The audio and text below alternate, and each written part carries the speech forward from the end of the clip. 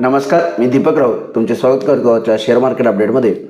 Market आज 24,000च्या वरती at least 24,000ला close दिला आहे. पण गेले 2-3 ट्रेडिंग सेशन जर बघितलं तुम्ही, निफ्टी जो आहे तो 24,000च्या आजूबाजूला ट्रेड करतो. म्हणजे ऑलमोस्ट लोअर लेवल 23,800, 850, 23,900च्या अराउंड. हायर लेवलला 24,050, 24,100पर्यंत जातो आहे. आणि सरते शेवटी गेले 3 दिवस झालं क्लोजिंग जो आहे तो या रेंजमध्ये आहे, 23,900 ते 24,000, 24,050 या रेंजमध्ये आहे. त्यामुळे 24,000च्या आसपास स्टक झाले मार्केट असं म्हणता येईल. मार्केटला ब्रेक थ्रू नाही आहे वरती जाण्यासाठी. 24,000 क्लाइम केले, भरपूर पॉझिटिव्ह न्यूज आणि गोष्टी घडलेल्या आहेत. पण तरीसुद्धा निफ्टी जो आहे तो 24,200, 300 क्रॉस करून जायला तयार नाही. 24,250 स्ट्रॉंग रेजिस्टन्स झोन आहे. 24,200, 250 तो क्रॉस निफ्टी करायला सक्षम नाही आहे आणि रेंगाळते मार्केट 24,000च्या आसपास. लोअर लेवलला बाईंग येते. FIsची विक्री सुरू आहे. DIचं लोअर लेवलला बाईंग आहे आणि मार्केट जे आहे ते नो वेअर टू गो अशा पद्धतीनं 24,000च्या आसपास स्टक झाले. त्यामुळेच मी गेले 2 दिवस व्हिडिओ नाही केलेला. तर निफ्टी जो आहे तो 24,000च्या आसपासच स्टक आहे.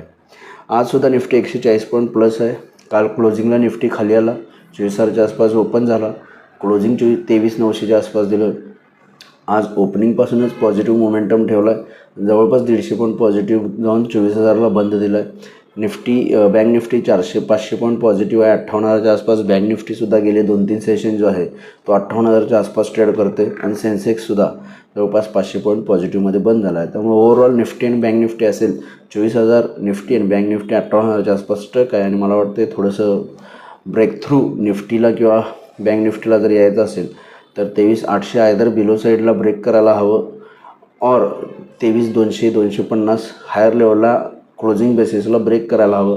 तरच निफ्टी वरती जाईल फर्दर हायर लेवलला किंवा परत पुन्हा लोअर लेवलला येऊ शकतं. त्यामुळे निफ्टीसाठी ट्रेड करायचं असेल तर राहिलेले जे काही सेशन्स आहेत उद्या आणि परवा, निफ्टी 24,000 पिवट पॉईंट समजू शकतो. 24,000च्या वरती 24,100 पहिला रेजिस्टन्स आहे. दुसरा 24,200, 250 स्ट्रॉंग रेजिस्टन्स झोन आहे. 24,250च्या वर गेला तरच ब्रेकआउट येईल आणि मार्केट फर्दर हायर लेवलला जाऊ शकतं 24,500, 700पर्यंत.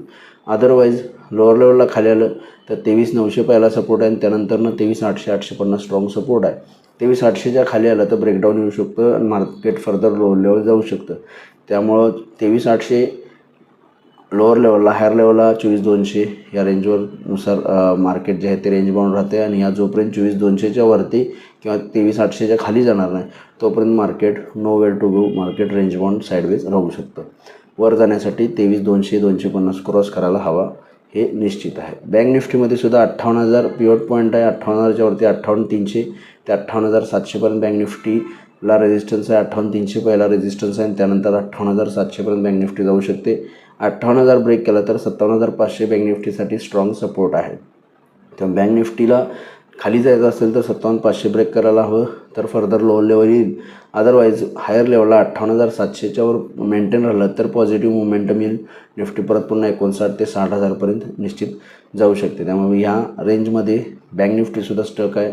आयदर 58,700च्या वर जायला हवी और 57,500च्या खाली यायला हवी तर खाली ब्रेकडाऊन देईल. अदरवाईज 58,700च्या वर गेलं तर वर जाईल. त्यामुळे जोपर्यंत या रेंजमध्ये आहे त्यापर्यंत रेंज बाउंड बँक निफ्टीसुद्धा राहू शकते. त्यामुळे या 2 लेवल्सवर तुम्ही लक्ष ठेवा. क्लोजिंग बेसिस या दोन्ही लेवलपैकी एक ब्रीच व्हायला हवी तर फर्दर मार्केटची मुवमेंट येऊ शकते. अदरवाईज रेंज बाउंड राहील असं वाटतंय.